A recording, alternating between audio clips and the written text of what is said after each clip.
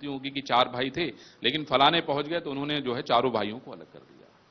ये तो भाई बंधु हैं।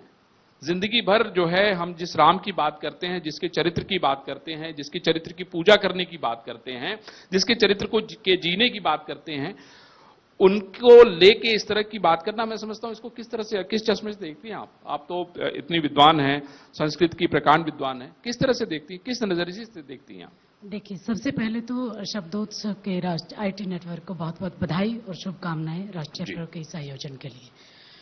अगर मैं शुरुआत करूं तो भारतीय संस्कृति का जो जीवन रहा है बहुत उतार चढ़ाव से भरा हुआ रहा है, चाहे वह वैदिक कालखंड हो, उसके बाद लौकिक कालखंड हो या फिर आधुनिक कालखंड हो।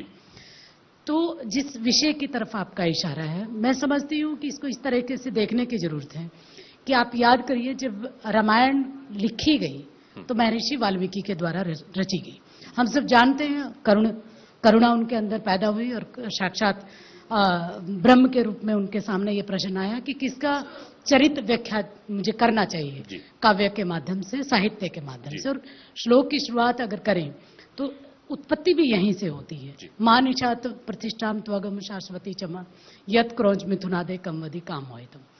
अब देखिए, जब रामायण के रचयिता खुद महर्षि वाल्मीकि हैं और उस जाति से आते हैं जो एक तरह से आज सो कॉल्ड नीचे तबके की, भारतीय वर्तमान परिदृश्य में अगर बात करें तो नीचे के तबके का है। ठीक उसके बाद अगर हम महाभारत के रचयिता को देखें, वहां वेद व्यास आते हैं। और वेद व्यास क्यों? अगर आप भारतीय संविधान के निर्माता को देखें, बाबा साहब भीमराव अंबेडकर आते हैं, जिनको हम जनक मानते हैं।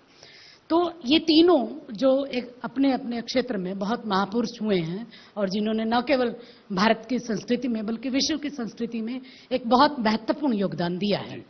ऐसे में अगर आप इस तरीके से इन प्रश्नों को देखते हैं कि निषाद हुआ, शबरी माता हुई, इस व्याख्यान को, इस नरेटिव को जिस तरीके से घड़ा जा रहा है, उस पूरी संस्कृति को, जो एक तरह से ऐसी संस्कृति रही है जो धारणा के अर्थ में यहाँ प्रयोग की गई है। हम सब जानते हैं हमारे यहाँ धर्म की व्याख्या ही आचरण के रूप में है और उसके नियम, कायदे, कानून आप अपने अनुसार कर सकते हैं। भारतीय संस्कृति ही एक ऐसी संस्कृति रही है जिसमें पूर्व पक्ष और उत्तर पक्ष दोनों ही विद्यमान रहे हैं।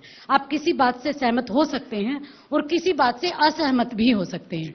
दोनों पक्षों को बहुत ईमानदारी से रखा जाता है। संस्कृत साहित्य में तो पूर्व पक्ष और उत्तर पक्ष के रूप में हमारे सामने आता है। भारतीय संस्कृति ही है जिसमें आप आस्तिकता और नास्तिकता दोनों के दर्शन को उतना ही महत्वपूर्ण योगदान की तरह देखते हैं जिस तरीके से आस्तिकता के दर्शन को देखा जाता है। इसके अलावा जितनी भी तमाम संस्कृतियां रही हैं, चाहे वो विश्व की किसी भी संस्कृति को ले लें, अगर विश्व इतिहास का भी आकलन करें तो यहां ऐसी सुंदरता, ऐसा एक जिसको हम कहेंगे कि उदारवादिता नहीं मिलती जो हमारी संस्कृति में मिलती है।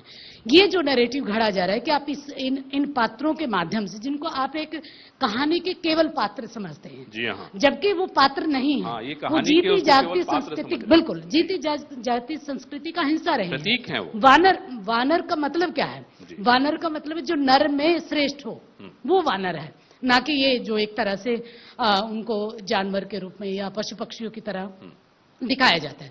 ये सारी वो जातियां हैं जो उस वक्त जो मूल, जिसको संस्कृति हम कह सकते हैं एक तरह से, अगर एंथ्रोपोलॉजी के उस आधार पर इसका सोशलाइजेशन देखें, तो ये ऐसी जातियां जिनका जो जीवन था वो पूरा एक तरह से प्रकृति की गोद में पनपता था।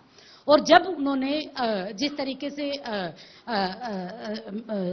राम जब उनके नजदीक आते हैं और जिस तरीके से वो देखते हैं कि असली जो अयोध्या है, अवध पूरी जो असली है, जो भरत का एक तरह से, क्योंकि हम सब जानते हैं भरत एक तरह से हालांकि राजगद्दी पर नहीं बैठे थे, श्री राम की खड़ा उन्होंने रखी, लेकिन साम्राज्य तो भरत का ही था। तो श्री राम ये जब देखते हैं कि भरत के साम्राज्य में जो यहां तक फैला हुआ है, अयोध्यापुरी से लेकर जंगलों की कंदराओं तक फैला हुआ है, वहां ऐसे लोग भी हैं जो प्रकृति की गोद में रह के अपनी संस्कृति को समाहित किए हुए हैं। उनके अपने जीवन दर्शन है, उनकी अपनी वैल्यू है, उनकी अपनी मान्यताएं हैं। और आप अगर उस कथा के माध्यम से अगर आंकलन भी करना चाहें, जरूरी नहीं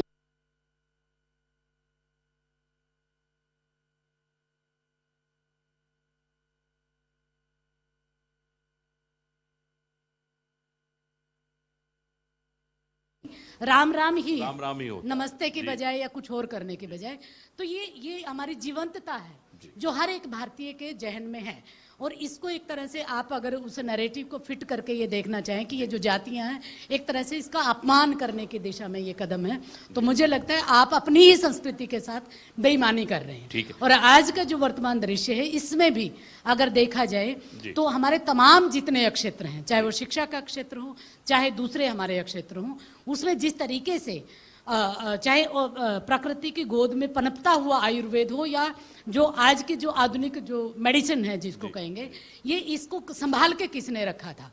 उन्हीं जातियों ने रखा था जो एक तरह से भारतीय संस्कृति का प्रतीक केवल नहीं रही है बल्कि उन्होंने जिंदा रखा है। क्या बात तो मुझे लगता है इसको देखने की बहुत अच्छी तरह जरूरत है। और ये आरोप जो एक तरह से घड़ा जाता है तो उनके महत्व को कम करके दिखाने की एक कोशिश ताली कर रहे हैं। बजाइए भाई, ये देखिए क्या है कि हाँ, कैसे मैं इन्होंने बस चीजों इसको को इस समाहित तरीके कर से ही दिया। देखती हूँ कि राम जी का पूरे चरित्र को, राम अगर वन में नहीं जाते तो राम का जो मर्यादा पुरुषोत्तम वाला जो कॉन्सेप्ट है जिसको हम असली समाजवाद करेंगे, आप देखिए 4 भाइयों में किसी भी तरह का साम्राज्य को लेकर कोई होड़ विवाद नहीं नहीं है, था। बल्कि त्याग की एक मूर्ति की तरह है।